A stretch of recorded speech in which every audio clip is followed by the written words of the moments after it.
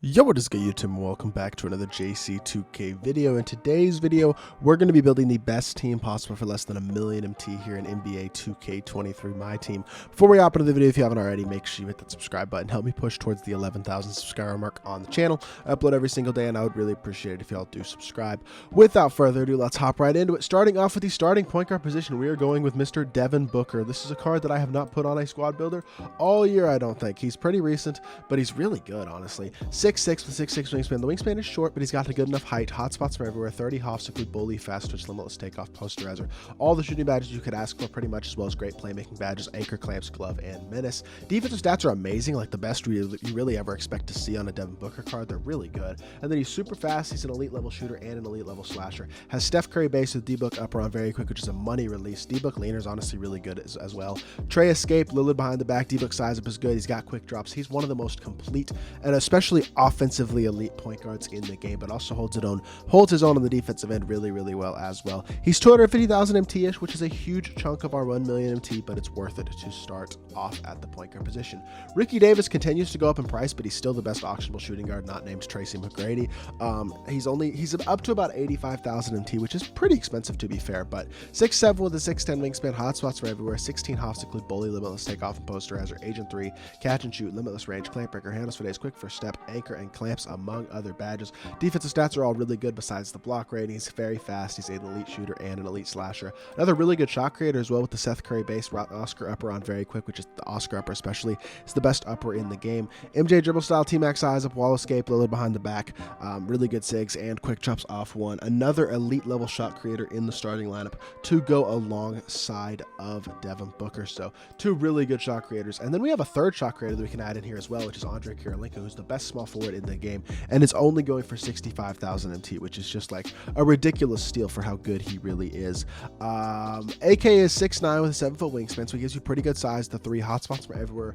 Off limitless takeoff, posterizer, corner specialist, limitless range, clamp breaker, quick first step, and then 11 of the best defensive hops in the game. Defensive stats are insane. He's super fast. He's a really good shooter and a very good dunker as well. He has front clutches. He's got MJ dribble style, Trey size up, Trey escape, and Lillard behind the back, which are some of the best sigs in the game, especially on a small forward. O-shaper set base on very quick is absolutely incredible. So he's got one of the best releases in the game, some of the best sigs, and he's one of the best defensive cards in my team, as well as having super complete stats and badges. This is the best small forward in the game, and he is only 65,000 MT, like I said, which is just so cheap and such good value. Taco Fall comes in at the 4. No surprise here. We got to throw Taco Royale in this lineup, and Taco is going to be the one in today's video. I understand he's slow. I understand he's missing a lot of badges. I understand his stats aren't insane. I don't care. He's the best power forward in the game. It's not particularly close. He's got a pretty good release. He's obviously absolutely dominant on the interior on both ends. His size and his player build make up for the lack of speed being only 64. The release is nice, like I said. Movement isn't there. It doesn't matter. He's just so glitchy and so good and so incredible all the way around the court, especially since he's got himself a nice release as well. One of the best cards in my team right now, maybe the most overpowered card in my team. Price has gone up a little bit over the past couple days. He's up to 300,000 MT, but that is okay. Taco is still a monster. DeMarcus Cousins is actually, I'm going to throw in here at the center position. This new hero, DeMarcus, he's about 75,000 MT. I actually think this is a pretty good value for this card. He's 6'10" with a 7'5" wingspan, which makes him undersized at the center position. Doesn't matter that much when you're playing next to Taco, though. He's got hotspots from everywhere, 25 hops, which is a ridiculous amount for an opal, including bully, limitless takeoff, posterizer, post spin, catch and shoot, limitless range, really good playmaking badges, and Hoff anchor, interceptor, brick wall, pogo stick, etc. Defensive stats leave a little bit to be desired, but they're not bad.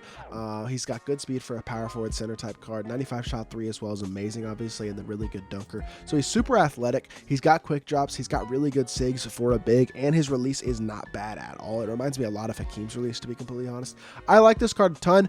Generally wouldn't recommend playing a 6'10" dude at the center position, but when you have a guy like Taco next to him at power forward, you can certainly get away with it. Now, that is a very expensive starting lineup, so we do have to go a little bit more budget off the bench, starting with Rudy Fernandez, who's about 18,000 MT right now, which is just such a good price for him, the best value point guard in the game. 6'6" with 6'7" wingspan, hot spots from nearly everywhere outside the 3 anyway. 17 hops include bully, fast twitch, limitless takeoff, posterizer, agent 3, catch and shoot, limitless range, clamp breaker, handles for days, quick first step, anchor, challenger, clamps, glove. Almost every single Hall of Fame badge he has is a key one, which is super nice. And he's also got very solid all-around stats, can get every badge upgraded, which is super nice. Steph base, Seth upper on very quick is cash money.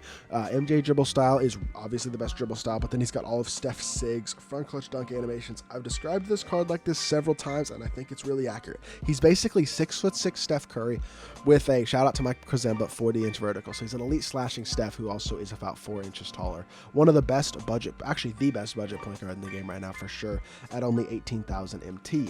Our backup 2 is our most expensive player coming off our bench. That's Mr. Eddie Jones.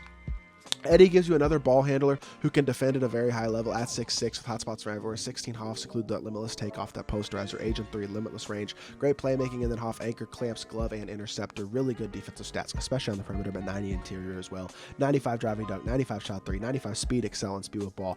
All these elite level stats. And then Sigs are amazing too. Lowry size up, Trey escape, Lillard behind the back. Jared Allen base is really good, and you wouldn't think a big man release would be really good, but honestly is super fast and easy to green.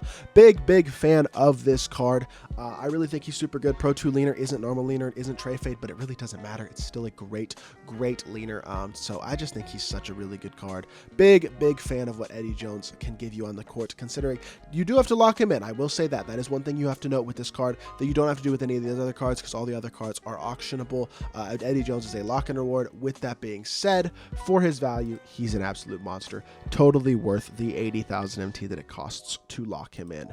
Jonathan Isaac is going to be our backup 3, one of the best 3-and-D cards in the game, still at 6'11". He's only 50,000 MT, so he gives you elite size at the 3, hotspots from nearly everywhere. 16 Hoffs include mostly defense, but also clamp breaker, quick first step, catch and shoot, and claymore. Defensive stats are obviously incredible. The 93 speed and excel, 90 shot 3, 95 driving dunk. No Hoff finishing badges, but it's okay. He doesn't really need them. The one thing he doesn't have is incredible dunk animations, no quick drops or front clutches, but Sigs, not incredible. Again, it doesn't matter that much. You have 2 guys off your bench, and Rudy Fernandez and Eddie Jones, who can handle the ball at a super high level. Jonathan Isaac isn't going to have to do much of that, and he's got a really good release on very quick, and he's got an elite player build with amazing defensive ability and versatility on that end of the court. Elite level card still at only 50,000 MT, one of the best 3-and-D players in the entire game, and I think 50K, just another super good value piece to the team. Dino Rogers is going to be our backup 4. Dino at 6'11" isn't like the tallest player in the world, but he's tall enough, especially with an 8-foot wingspan. Like, you can't understate the value of that. Makes him play much taller and much bigger than 6'11". Hotspots from both corners. 10 Hoffs include bully, fast twitch, posterizer, clamp breaker, quick first step, anchor, post lockdown, rebound chaser. Solid defensive stats that are again made better by that wingspan. Got good speed. He's a capable shooter and a very good dunker. Has great Sigs, Francis size up, and Lillard behind the back. Kobe escape is solid. Has front clutch dunk animations. Donovan Mitchell based on quick is good. The Jared Vanderbilt upper isn't incredible, but he's still super knockdown, catch and shoot, and he is an absolute beast. He's gone up in price. I will say this. Dino's up to about 30,000 MT, which is pretty expensive considering he was like 15K a week ago, but he's still one of the best budget cards in the game for that 30K MT price point. And then the final player here is Sagana Diop. Sagana Diop, I don't know what's going on with him on the auction house right now, but he is pretty much skyrocketing in price as well, up to like 20,000 MT, hoping that there will be a little bit more supply of him on the auction house over the next few days, so he drops in price a little bit, because he was like 8K a week ago and now he's 20K. But 7'4" with a 7'4" wingspan, got good enough speed, he's a very good defender, dunks the ball well, and can shoot open. Does need shooting badges added as well as bailout and break starter if you're going to use the card, but he's got a great release. Chris Bosh base, Oscar upper, which is the best upper in the game. Bosh base is amazing as well, on quick, really good catch and shoot release, normal leaner, MJ dribble style. Rest of his Sigs aren't great, but he does have quick drops off 1. He's a really good interior big with a super smooth, fast catch and shoot release, and even a little bit of playmaking as well. He is a great budget big to finish out the team, although like I said, he's up to 20,000 MT, which is significantly more expensive than he's been the last few days. But with that being said, the total cost of this team comes out to about 963,000 MT, so a little bit less than 40,000 MT under the budget. Really think this is a great team though. So high on the squad that we were able to build for less than 1 million MT. It gives you size, shooting, playmaking, defense, all the things you could ask for. It's a really good team in my team. So that is going to do it for this video. Hopefully y'all did enjoy. If you did, make sure you hit that like button, leave a comment, and subscribe. I'll be back with more 2K content very soon, and I appreciate y'all. Peace!